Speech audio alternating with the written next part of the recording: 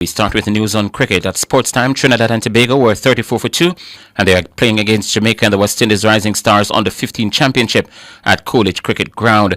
Earlier, the Jamaicans were bowled out for 101 inside 39 overs. Captain Demario Hall top scored. He got 50 and Jaheim Frater made 19. Zakaria Mohammed took 4 wickets and Aideen Own 3 bowling for Trinidad and Tobago.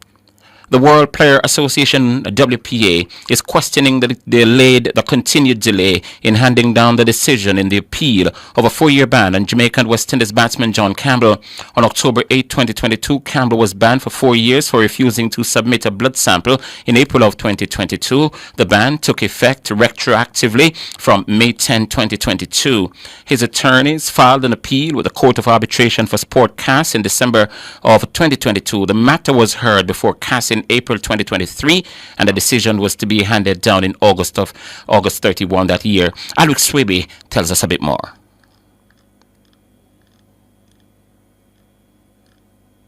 This decision has now been postponed without reasons 6 times, with a new ruling date of May 31, 2024, leaving the athletes in an unacceptable state of limbo. In a release, the World Player Association, WPA, said, unfortunately, Mr. Campbell's case is not an isolated incident. The release went on to say, countless players and athletes across codes and countries are being denied access to justice through global sports' ineffective dispute resolution system, as enforced by the Court of Arbitration for Sports. The release continued by saying, despite long-standing recommendations from human rights experts that CAS overhaul its processes, progress to date has been lacking. According to the release, this has a devastating impact on athletes like Mr. Campbell, who are often forced to abandon their short-term and precarious careers due to the time and money required to run their case. Player Association Worldwide will continue to fight for justice on behalf of their members and athletes everywhere. Extensive reform recommendations based on best practice standards have been tabled with the leadership of global sports institutions, including the International Olympic Committee, World Anti-Doping Agency, and CAS, that would embed athletes' rights and resolve the vast majority of cases of injustice. It's overdue that these reforms are implemented. Alric Swaby reporting for Nationwide Sports. Thank you very much, Alric. Football action continues today in the Jamaica Women's Premier League with the Proven Girls taking on Frasers at Royal Lake Sports Complex. That game set to kick off at 3:30. Frasers will also having their ranks the league's leading goal scorer, Chanel Buckley, will be looking to add to her 11 goals. She has one more than Shanhane Nelson of Cavalier. Arsenal can go back top of the English Premier League this afternoon. The Gunners will host the relegation-bound Luton Town at the Emirates in a 2:30 kickoff. Mikel Arteta's team is just 2 points off leaders Liverpool, who play tomorrow. They play Sheffield at Anfield, and a win will see Arsenal today if they beat Luton, leapfrogging the Merseyside team to the summit.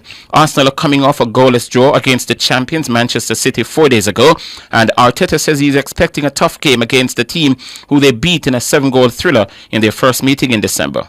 Especially how tough it was to win, how difficult they have made it for every team. Big compliments to Rob, the coaching staff, and what they have done as a club is an amazing journey. I think they deserve more credit than any other team in this league. How they've done it, what they transmit as a team, and what they generated, and it's going to be a really tough match. Yeah, it was really emotional, and the way we celebrated, it tells you the difficulty of the match and how much we had to fight to end the point. So we know what we're facing.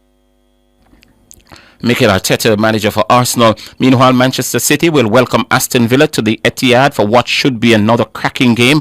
The Jamaican international Leon Bailey scored Villa's winner when the two teams met at Villa Park in the first game. However, City manager Pep Guardiola says there's no more room to drop points. Excellent. The way they play is Unai Emery, the consistency in every season. The teams have already trained, and now in Villa is impressive. So always have done really well. It's not a surprise. The quality of him and his management and the quality of the team. Just winning games, you have to do. So we don't have not many chances to drop points, but there still is 9 games. And like you said, Aston Villa play for qualify for the Champions League, and every team play for something, so the last games always are difficult to manage. That's Joseph Guardiola. In the other fixture today, Brentford will take on Brighton and Hove Albion.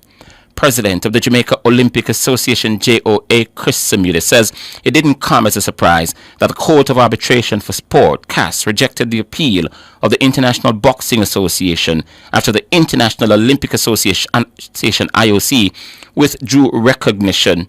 IBA's appeal against the decision to withdraw recognition of it as a sports international federation was dismissed. In June, the IOC decided to strip the IBA of recognition for failing to complete reforms in governance, finance, and ethical issues. Samuda says CAS supported the IOC request for the IBA to undertake various measures to address serious concerns related to their governance and financial stability. Given the IOC's declared stance over the years on governance, transparency, integrity, and sustainability, which clearly were embraced by CAS as fundamental to the rule of law in sport. Samuda says the IBA had not complied with the conditions set down by the IOC. You know, the rules of the game and the principles and values in sport must govern our steps accordingly. And if you stay in your lane, remain on course, and don't lose focus, then there will be no violation for which you will be sanctioned. The decision of CAS reinforces a culture in sport, which the IOC is telegraphing that inescapably will characterize policy making of sport and the management of international relations in the context of good governance. Christopher Samuda, president of the Jamaica Olympic Association. Sarah Mizer took the checkered flag in the closing race of the day at the JRDC's Carnival of Speed at Dover Raceway on Easter Monday to end the day with 2 wins and a second-place finish in the modified production Class 4. On the starting roll, Townsend won the initial start, with Sarah coming from behind on the inside, making it 2 abreast into corner 1 to the rear of the crowd. Townsend and Mizer then drove through corner 2 side by side with Gordon and Lamont closely behind. Mizer was able to capitalize at the exit of the corner 2 to take the lead, with Townsend, Gordon and Lamont following closely behind. Townsend then faced gearbox issues and had to retire the car at the end of the first lap. An intense duel then ensued involving Messire Lamont and Gordon. And early in the day, race 2, Messire faced brake fading problems but managed to finish second behind Alan Gordon. Messire ended the day on 27 points to take the early lead in MP4, while Alan Gordon was second with 24 points. And finally, in sports at this time, Joel Embiid said a 2-month injury layoff was, quote, mentally tough as he returned to help the Philadelphia 76ers pick up a 109-105 win against the Oklahoma City Thunder in the NBA last night. Embiid, the Cameroon international, suffered a knee injury in a 119-107 defeat at Golden State on January 31. The Cameroonian marked his return to the court at Wells Fargo Center with 24 points. He dished out 7 assists and grabbed 6 boards. Usually when I have injuries, I just tell myself, move on to the next one, get better, and then fix it. But this one was, it took a toll mentally, being depressed, and it was not a good one. So still not where I'm supposed to be, especially mentally, but I just love the play. I don't know, for some reason this injury was just disappointing. It was depressing. It took me a while to get over it, and I still haven't gotten over it. So just gotta take it day by day.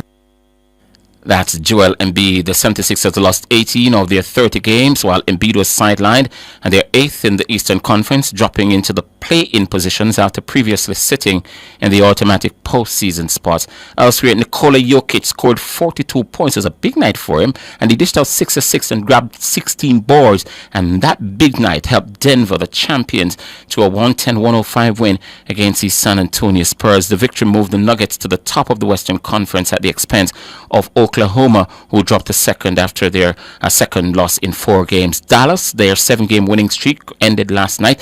They lost 104-100 against Golden State. The Los Angeles Lakers sealed a 128-111 victory against Toronto. And Sacramento, they beat Los Angeles Clippers 109-95.